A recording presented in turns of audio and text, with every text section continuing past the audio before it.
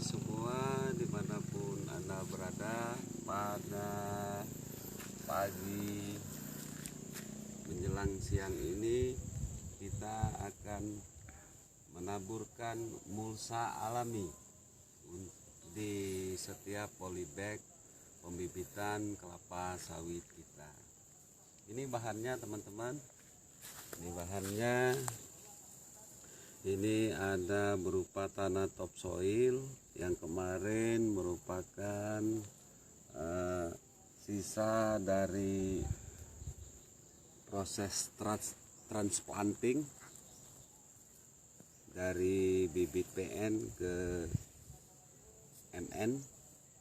Ini yang setelah kita lobangi ada tanah-tanah yang lebih itu kita gabungkan di sini. Di sini juga mungkin teman-teman bisa melihat ada sekam, ya, sekam padi mentah, tapi sudah kita fermentasikan dengan menggunakan M4, trikoji, gula pasir atau molase dan lain-lain. Terus bahannya di sini juga ada kohe ayam. Kohe itu merupakan akronim dari kotoran hewan ayam. Ini sudah lama kita simpan, kita fermentasikan, kita aduk, kita semprotkan dengan M4 berulang kali sehingga tidak bau lagi teman-teman, malah tidak kelihatan lagi. Itulah bahan-bahan yang kita gunakan sebagai mulsa alami untuk pembibitan kelapa sawit kita. Kita akan lihat praktiknya.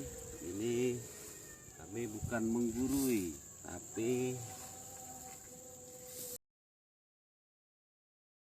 ini sebagai sarana sharing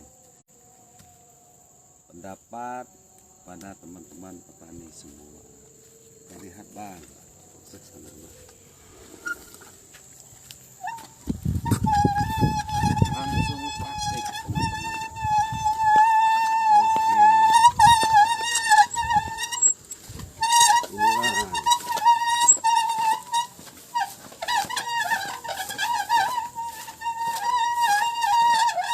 Angkongnya berbunyi teman-teman.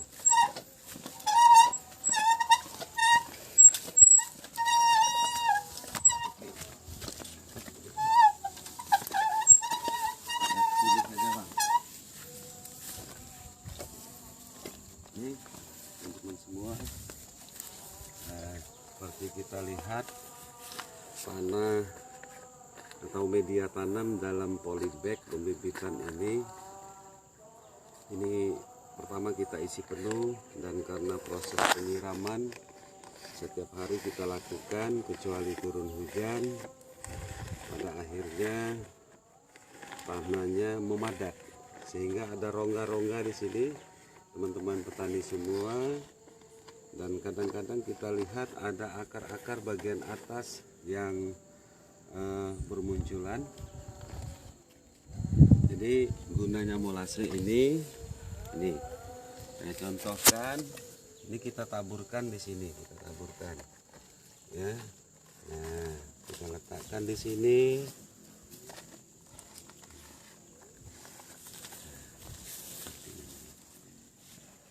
Apa fungsi dari mulsa alami ini? Yang pertama itu untuk melindungi akar bagian atas dari sengatan sinar matahari dan juga kekuatan air pada saat kita melakukan penyiraman. Juga dari pupuk-pupuk biar tidak bersentuhan langsung kepada akar-akar pembibitan kelapa sawit kita. Yang berikutnya ini karena bahannya ini dari tanah topsoil yang sudah dikasih pupuk fosfat sebagai media tanam pembibitan kita ini. Terus ada sekam. Nah, ini kan untuk menyuburkan dari bibit kelapa sawit kita ini. Yang berikutnya teman-teman semua,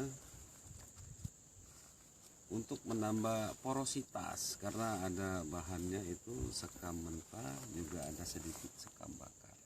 Jadi ketika tanda porositas itu ketika kita siram air, ini airnya tidak menggenang teman-teman, jadi langsung segera menghilang.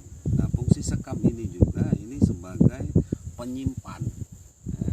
Dia bisa berfungsi untuk menyimpan air, sehingga pada saat kita menyiram dia masih menyimpan air, sehingga insya Allah bibit kelapa sawit kita ini tidak kekurangan air. Cukup sederhana teman-teman semua. Silakan dicoba menggunakan bahan lain, misalnya tangkos kelapa sawit, bisa juga yang dekat dengan pabrik karet, itu bisa ada sisa-sisa pabrik karet itu. Tapi karena kita jauh, jadi kita melakukan improvisasi setelah belajar dengan senior lainnya. Jadi kita gunakan tanah topsoil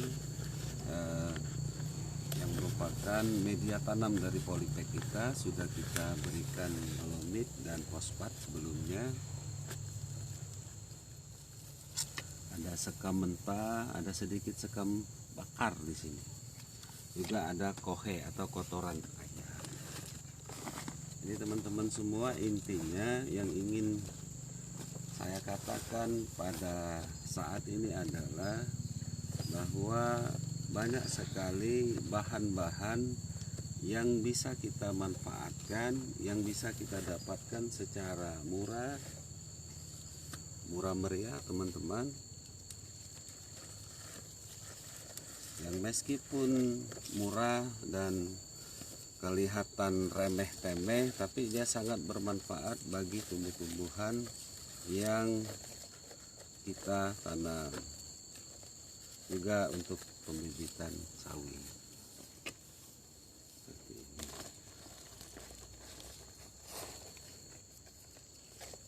Sangat mudah, sangat simpel cara menggunakannya. Tidak perlu bahan-bahan yang mahal, asal kita mau, kita kreatif. Seperti ini bang, ini tabu lampot kita, ini kelengkeng merah. Ini juga kita berikan mulsa alami tadi.